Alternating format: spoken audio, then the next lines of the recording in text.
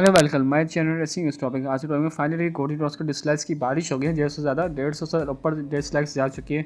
अब मुझे ये समझ में नहीं आ रहा कि फेक डिसलाइक है। एक फैन कह रहा था कि मैंने अपना $250 खर्च किए हैं डिसलाइक्स के लिए, तो उसका मेरे ख्याल ट्विटर अकाउंट उसका मेरे ख्याल डीएक्टिवेट कर दिया गया है। और हो सकता है कि ये हो सकता है, लेकिन यूट्यूब याद रहे डिटेक्ट कर लेता है। अगर व्यूज़ तो मेरे ख्याल से इतना नहीं कर पाता, व्यूज़ भी डिटेक्ट कर लेता है, लेकिन सब्सक्राइबर्स और लाइक्स और डिसलाइक्स कर लेता है। अगर आप एक अकाउंट में आप 150 सब्सक्राइबर करो तो वो आसानी से डिटेक्ट कर लेगा। लाइक्स में भी ऐसा हो सकता है, आईपी एड्रेस से भी वो डिटेक्ट कर लेता है। लेकिन यूट्यूब काफ़ी स्ट्रॉन्ग है, वो सब चीज़ें डिटेक्ट करने में काफ़ी माहिर है। अब तो खैर मेरे ख्याल से वो काफ़ी टेक्नोलॉजी उनकी फास्ट भी हो गई है, तो डिटेक्ट करना उनके लिए कोई मुश्किल काम नहीं, आसानी से कर लेते हैं। और मेरे ख्याल से ये हो सकता है कि मैं कह भी सकता हूँ, हो सकता है कि डिसलाइक्स मेरे ख्याल से लोगों ने भी किया हो। मेरे ख्याल से इनका ग्रुप भी बनाओगे कोडी रोड्स को, नहीं चाह रहा हूँ कि वो मेन इवेंट में रेसलमेनिया में फेस करें, तो ये हो सकता है। जहाँ तक बात डिसलाइक्स की, डब्ल्यूडब्ल्यूई प्लान्स अब इसमें क्या चेंज करेंगे मुझे बताइए। जब डिसलाइक्स इतने ज़्यादा हो गए, कोडी रोड्स को रेसलमेनिया में उन्होंने डाल दिया, तो अब मुझे तो लगता है कि रैंडी ऑर्टन को ही मुझे लग रहा है अब जितवाना पड़ेगा इनको। हो सकता था कि कोडी रोड्स को जितवाएं, लेकिन अब मुझे ऐसा लगा कि रैंडी ऑर्टन के ऊपर प्लान्स आ गए हैं। मेरे ख्याल रैंडी ऑर्टन ही अब वही 50 टाइम वर्ल्ड चैंपियन बनेंगे, और मेरे ख्याल से कोडी रोड्स को क्या हील टर्न करवा देंगे इंडियन डिसलाइक्स पर। तो मुझे नहीं लगता कि कोडी रोड्स मेरे ख्याल कुछ टाइम के लिए वो ऑफ हो जाएंगे, वो छुट्टी में चले जाएंगे, फिर 2-3 महीने बाद वो आएंगे, फिर वो फिगर फेस करेंगे। तो मुझे ऐसा लगता है कोडी रोड्स का भी बेबी फेस ही ये मनाएंगे।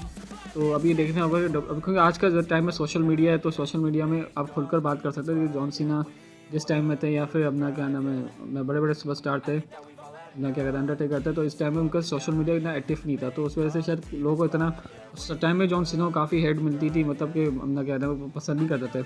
आपको याद होगा कि भाई एच और जॉन सीना का मैच हुआ था, उसमें कितना जॉन सीना को बुक किया गया था, अब याद होगा फैंस की तरफ से। लेकिन सोशल मीडिया उस पर कितना एक्टिव नहीं था, फेसबुक उस पर नया नया आया था, उसमें इतना नहीं था। यूट्यूब भी उस पर नई चीज़ आई थी। तो अब लगता है सोशल मीडिया काफ़ी स्ट्रॉन्ग है, इधर से खुलकर लोग बात करते हैं, ओपिनियन अपना देते हैं। ट्विटर, इंस्टाग्राम हो गया, यूट्यूब हो गया, तो उसमें से कोडी रोड्स उसमें भी इसमें लपेट में आ गए मेरे ख्याल से सोशल मीडिया की वजह से। और जे को इसे हटाया गया, तो सोशल मीडिया की वजह से, प्रेशर की वजह से ही जे से टाइटल लिया गया गद्दार से, क्योंकि डिसलाइक्स की बारिश ही तो नहीं हो गई थी। तो अब मुझे लगता है कोडी रोड्स को मेरे ख्याल में चॉइस नहीं, मेरे ख्याल से उनको थोड़ी देर के लिए शायद वो हटा दें या ना हटाएं। और देखो फैंस का रिएक्शन है वहाँ, तो वहाँ तगड़ा आ रहा है, मतलब क्राउड का।